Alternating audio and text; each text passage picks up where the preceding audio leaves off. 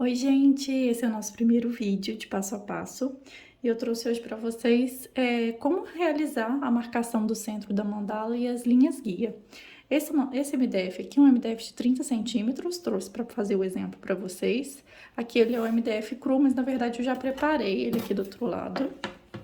Só para contar, para mostrar, né, como que vem o MDF quando a gente compra ele. Eu preparei previamente usando uma base acrílica. Essa base acrílica, ela não é indispensável, tá? Ela é boa porque ela ajuda a aderir, a tinta a aderir melhor.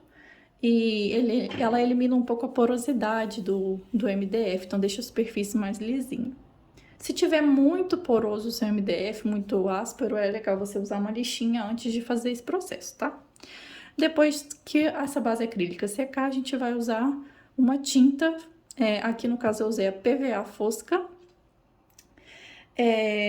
Tem também a opção de você usar a tinta acrílica, deixa eu mostrar para vocês. Esse aqui é um exemplo, acrílica fosca. Qual é a diferença? A acrílica fosca, ela é mais fluida, ela vai deslizar mais fácil, só que em compensação ela é mais translúcida. Então você vai precisar dar pelo menos umas 3 mãos de tinta com essa tinta aqui. Essa aqui, se você passar uma bem caprichada, ela já dá conta, mas geralmente eu passo 2. Feito isso, a sua base da mandala tá pronta para você fazer as marcações. O que você vai precisar? Uma régua. É interessante que essa régua seja maior do que o diâmetro da sua mandala, porque se ela for menor, você vai ter que ficar remendando e isso tem muita chance de causar desvios aqui e não sair perfeita a marcação. Então, essa aqui tem 30 centímetros, estou usando uma régua de 50 centímetros. Mas se eu tivesse uma régua de 30, tava ok, não tem problema. Você vai precisar também de um compasso. Para esse diâmetro aqui, não precisa de um compasso com extensor, que é essa ferramenta aqui que a gente acopla aqui, ó, para ele alcançar diâmetros maiores. Esse aqui é suficiente. Então, um compasso escolar simples na sua casa já vai te atender. A maioria das pessoas usa lápis, tá? O lápis, quando você terminar de fazer as marcações e pintar, geralmente você vai apagar ele para dar um acabamento melhor, né? Na sua peça. O que eu geralmente uso, na verdade? Deixa eu mostrar aqui para vocês. Eu uso esse giz pastel aqui. Aqui tá escrito Master Touch, que é a marca. Eu comprei ele quando estava nos Estados Unidos, mas você encontra dele aqui no Brasil, se eu não me engano, na marca Koh-i-Noor, que é essa aqui, ó.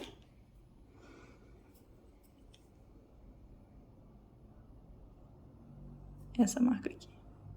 Se eu não me engano, você encontra ele também aqui. Eu ainda não testei com ele, mas funciona. Esse tipo de lápis, ele parece um carvão branco. Você já deve ter visto carvão para fazer arte. É o mesmo modelo. Inclusive, quando eu comprei, veio junto com o carvão para fazer arte. E depois que eu testei, eu me apaixonei pelo resultado. Tem gente também que usa lápis aquarelável branco e fala que ao passar o verniz com o rolinho, ele apaga. Eu nunca testei, mas se você já testou e quiser me contar se funciona com o verniz spray, me conta, porque eu geralmente uso verniz em spray, não gosto de ficar passando com o rolinho, não gosto muito do acabamento. Então, vamos lá. Detalhe, eu uso um transferidor durante o processo. Por quê? Ele ajuda a gente a marcar mais fácil as distâncias iguais aqui. Então, eu vou decidir se eu quero, por exemplo, aqui de 10 em 10, se eu quero de 20 em 20, se eu quero 0 graus, 45, 90. Então, em cima eu vou dividir minha mandala só em 8 partes. Então, é bem útil para você visualizar mais fácil as marcações e fazer com que essa divisão fique equidistante. Então, vamos lá. Para marcar o centro da mandala, a gente vai posicionar a régua sempre prestando bastante atenção se o zero tá bem no cantinho aqui, bem na borda. Não é legal deixar sobrar e não é legal deixar faltar. É interessante ficar bem em cima. E colocar a sua régua mais ou menos onde você acredita que seja 30 centímetros. No caso aqui, onde você acredita que seja o centro. Aqui, Como eu sei que a minha borda mede 30 centímetros, quando eu alcançar o 30 aqui no cantinho, ele vai estar posicionado mais ou menos no centro da mandala. Então, a metade de 30, que é o raio da mandala, vai ser 15. Vou fazer um risquinho aqui exatamente no 15. Não sei se vai dar pra enxergar aqui. Tem um 15 aqui.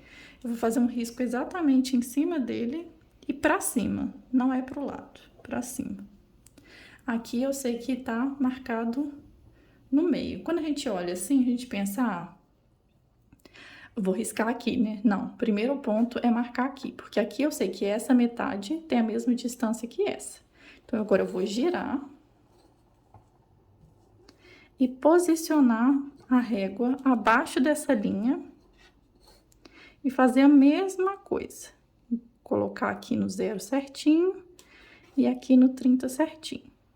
Encostar bem ali onde eu fiz o traço.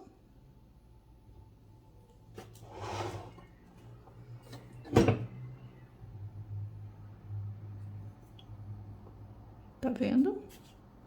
Subir aqui mais um pouquinho. E vou fazer um risco igual eu fiz anteriormente em cima do 15.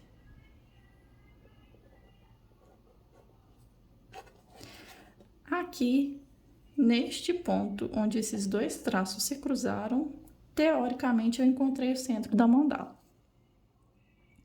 Como eu faço para ter certeza que isso deu certo, antes de marcar tudo? Eu posiciono o meu compasso em cima desse ponto, vou só encaixar aqui.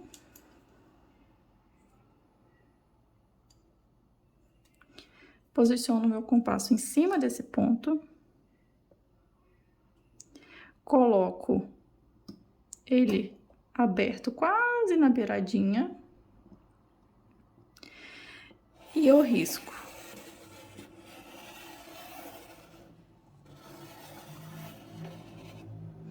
O que que acontece quando eu faço isso? Fica mais visível se a distância das bordas está se mantendo a mesma. Se esse centro aqui estivesse fora do lugar, provavelmente, por exemplo, se eu tivesse chegado mais para cá, se eu tivesse errado, calculado mais para cá, esse risco aqui ia estar bem chegando na beiradinha aqui e esse aqui mais próximo daqui. E eu ia verificar que tá fora do centro. Depois que eu fiz isso, já deu para ver que ficou bem certinho. Então, eu sei que meu centro é realmente aqui. O que que eu vou fazer, então? Você pode começar fazendo todos os círculos concêntricos e depois as retas, ou fazer as retas e depois voltar com círculos concêntricos. Eu vou preferir fazer as retas primeiro, sem as marcações do círculo, para vocês visualizarem melhor. Então, vou voltar lá. Onde aquele risco foi feito, colocar abaixo. Não precisa mais medir certinho aqui, é só deixar paralelo mesmo. Eu vou encostar o meu giz aqui.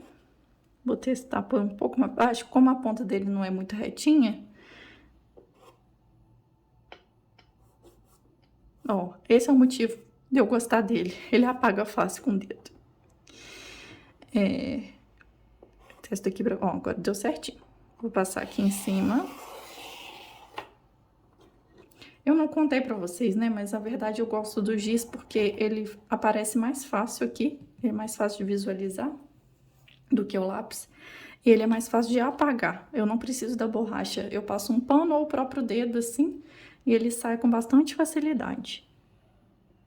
Dá menos trabalho na hora de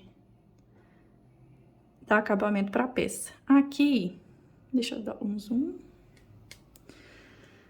Uma coisa legal também que você pode usar se a sua régua for transparente é essa referência aqui, ó.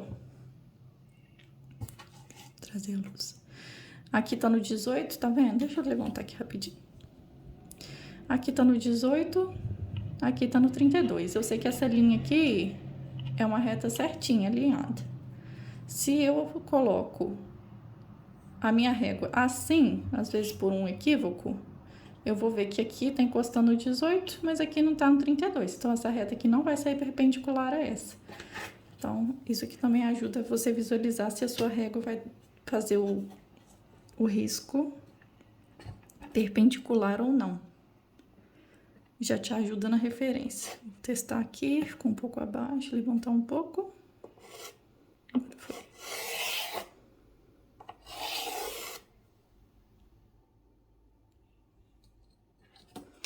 Então, agora eu tenho o centro da mandala e ela é dividida em 8 partes. Quanto mais partes você dividir esse desenho, mais linhas guia você vai ter e mais as chances de manter uma geometria perfeita. Se o seu desenho não for muito detalhado, você não precisa fazer um monte de linha guia. Se o seu desenho for mais trabalhado, se a sua mandala for muito grande, por exemplo, é interessante você explorar ao máximo essas retas aqui que a gente vai fazer. A princípio, eu começo as minhas artes fazendo as linhas guia, de forma padrão. Então, assim, ou eu faço de 10 em 10, ou eu marco 0, 30, 60, 90, 150, 180. Nesse caso aqui, eu vou fazer o máximo possível para vocês verem, porque eu vou mostrar um exemplo depois. Então, vou fazer de 10 em 10.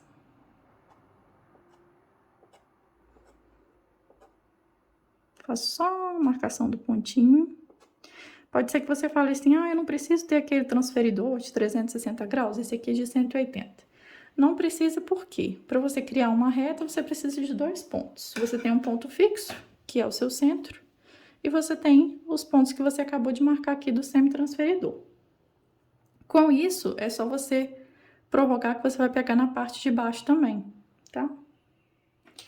Então, vamos lá. Coloco aqui bem no centro, apoio a régua.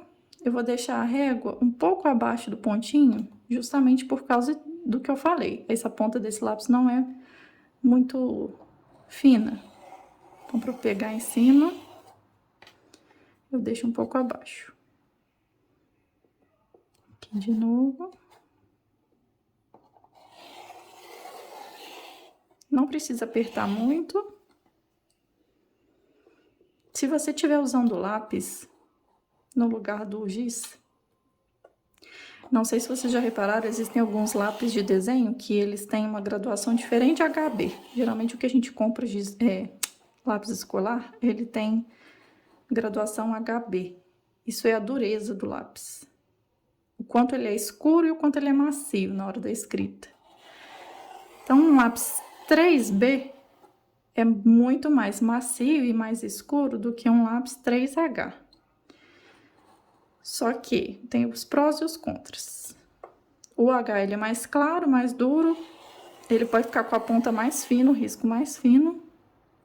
Só que se você fizer força no MDF, ele vai afundar mesmo no MDF a marcação. Se você usar o 3B, por exemplo, não é legal você apertar muito também, porque quando você apoiar, né, eventualmente a gente apoia o braço para fazer a pintura, ele vai dar uma borrada no grafite. Então, eu gosto do B porque ele aparece mais, ele é mais visível. Às vezes a pessoa tem dificuldade de enxergar onde fez a marcação na hora de fazer o desenho da mandala. Como ele é mais escuro, ele brilha mais com a luz, ele tem essa vantagem. E para apagar ele é bem mais fácil também do que o H. Mas o HB atende bem também, não precisa não. Só se você tiver recurso e quiser investir num lápis diferente para suas mandalas. Caso você opte pelo giz, igual eu tô fazendo aqui, vai ter momento também que ele vai dar uma borradinha. Parece quando você tá escrevendo mesmo num quadro de lousa com giz escolar. Pronto. É como se a gente estivesse fatiando a nossa pizza em vários pedaços. Numa de 30 centímetros pode não fazer tanta diferença você fazer tantos riscos assim, mas se essa mandala tivesse 1 metro de diâmetro, por exemplo, conforme vai chegando na borda, essas retas vão se distanciando. Então, se você for fazer um desenho mais detalhado na borda, você vai perder a referência se essa distância for muito grande. Então, é legal fazer mais quanto maior sua mandala for, tá bom? Agora, eu vou voltar aqui com o compasso só para completar os círculos concêntricos.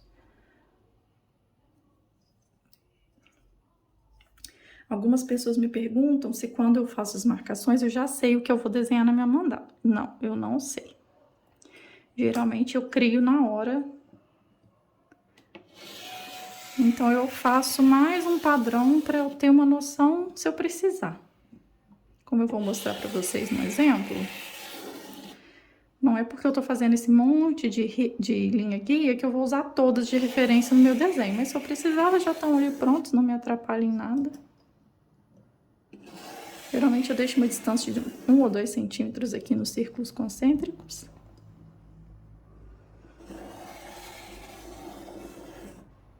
E mais uma vez, quanto mais você fizer,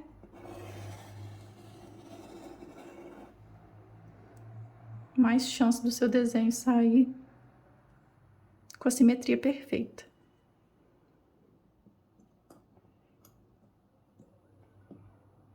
Ficou mais alto.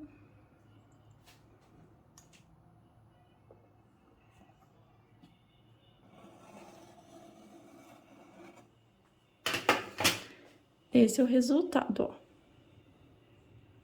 ó. Agora eu vou mostrar para vocês um exemplo de uma pronta, no mesmo tamanho. Aqui, ó.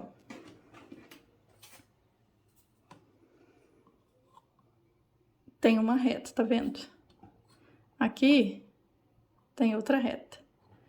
E assim sucessivamente. Então, todas as minhas linhas guias aqui, eu sei que é a distância deste para este tá equidistante, deste para este também, desse para esse também, porque eu tô usando na hora de pintar essa referência. E os círculos, a mesma coisa. Aqui eu tenho, aqui eu tenho, aqui no centro eu tenho. Então, quanto mais você fizer, mais detalhado você pode fazer e explorar o seu desenho. Espero que tenha dado para visualizar, que tenha ajudado vocês. Qualquer dúvida pode me mandar mensagem que eu respondo a todos. E até o próximo vídeo. Um abraço!